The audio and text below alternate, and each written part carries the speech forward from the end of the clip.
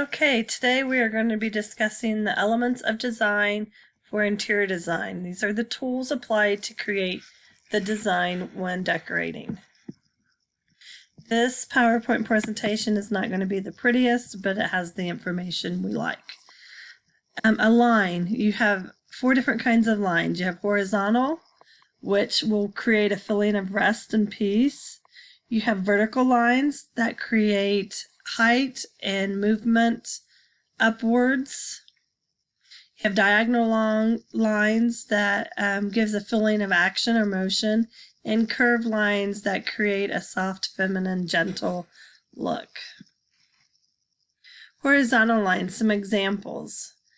And this represents peace and rest. So you have the tops of the couches, you have the lines here, and then the lines here and here. And then here they're showing a little vertical. And then here our vertical lines, our horizontal lines are here with the mantle up here, and then the top of the sofa. The horizontal lines here are here and here and here and here and here, and the drapes and the sofa, and then with the fireplace and the wallpaper or the wall covering. Here you can see the vertical lines pretty well. They're here, here, here, and then they're going to be around the edges of the bed, and they're right there. And then this creates a horizontal line, and this creates a horizontal line. Okay, the next slide is vertical lines. It draws the eyes up. So these are pretty obvious, the lines on the wallpaper. It makes you look up, and it creates a feeling of height. Again, the wall coverings give a feeling of height, and this wall would. The windows right here and these dividers in the wall pillars create a vertical line. And then here, the glass by the pool, whatever these would be called, the pillars again, would give you a vertical line, and again with the house.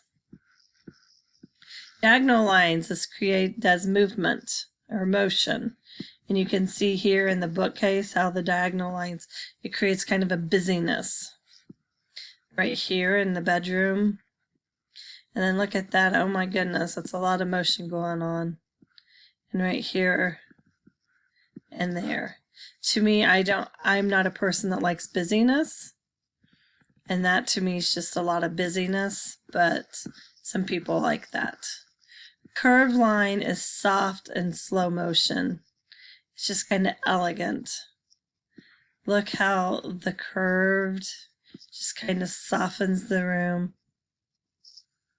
And right here, even though it's a red color, it kind of still makes it makes it softer.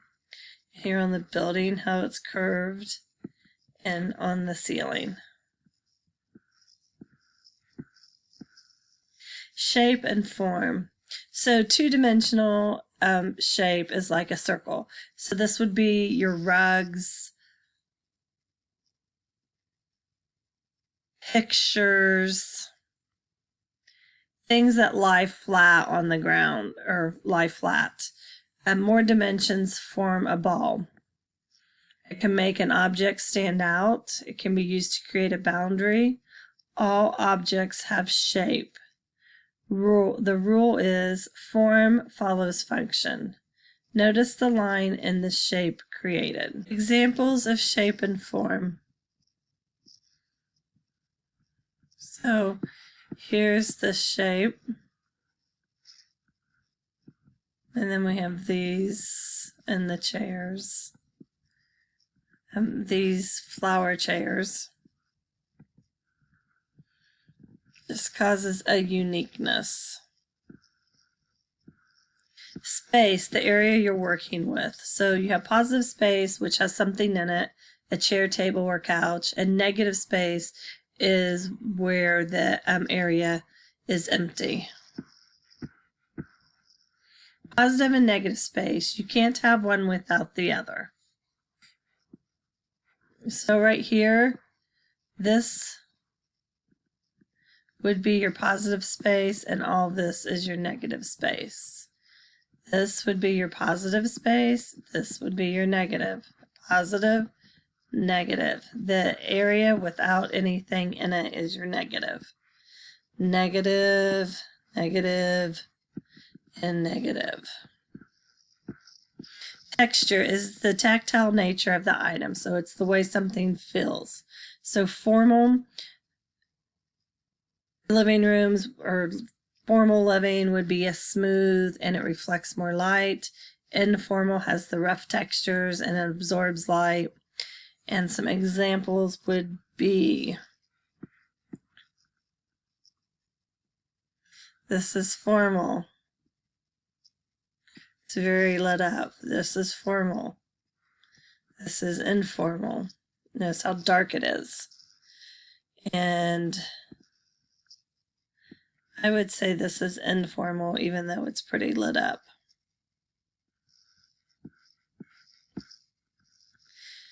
Pattern.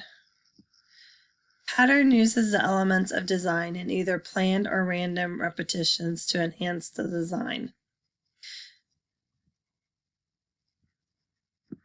So here's just repetition. Everything looks the same. And here it's done in patterns, and then that would be in rhythm. So there's 3 different kinds of patterns. Patterns repeat. A pattern can be achieved in one element, such as a shape being repeated throughout the home, or color and line. So here you have color being repeated. Look at that staircase. I'd be afraid I'd fall. And then here you have line, all the lines in the black and white color, actually. The color wheel organizes colors. It's based on the primary colors, red, yellow, and blue. This helps locate colors which will be harmonious, called color schemes. So your primary colors are red, yellow, and blue. Color schemes are defined a combination of colors. Monochromatic is one color, it has a color, and then it has all of its tints and shades. There's complementary colors, which are 2 colors directly opposite one another on the color wheel. Analog.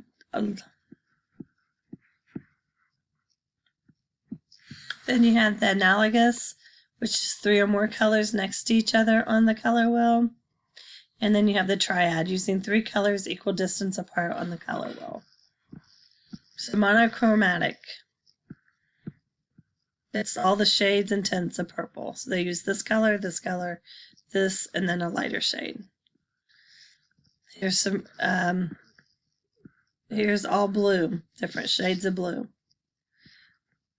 Orange, you have the dark, you have the reds, and then you have the lighter orange. Yellows. A tint is when you add white to the color, to the base color. So it'd be like this. Shade is when you add black, and a tone is when you add gray or brown to the base color. Complementary colors, so they're the colors that are directly across on the color wheel and can include tints, tones, shades.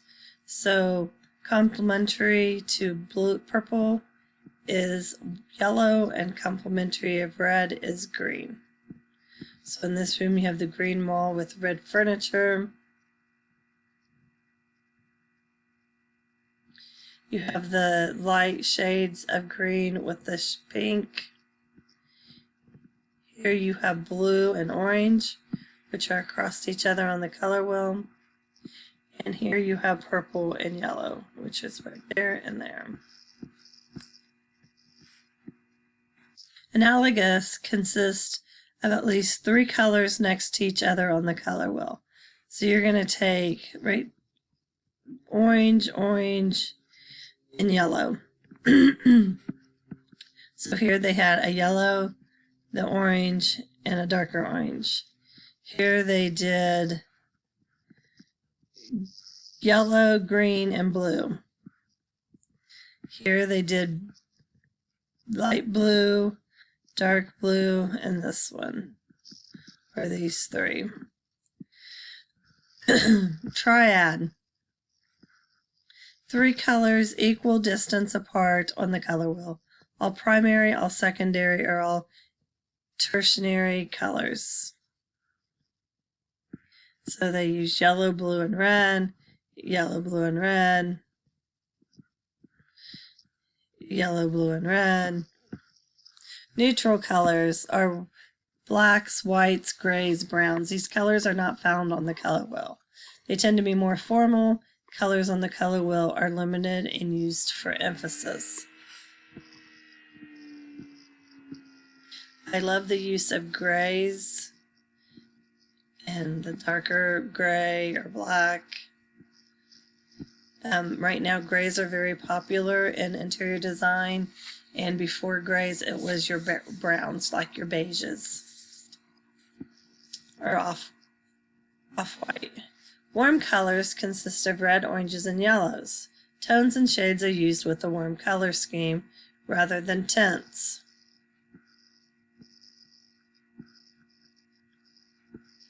Cool colors are blues, greens, and violets.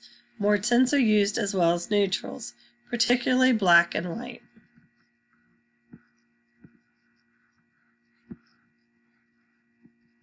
And that is the end of our presentation.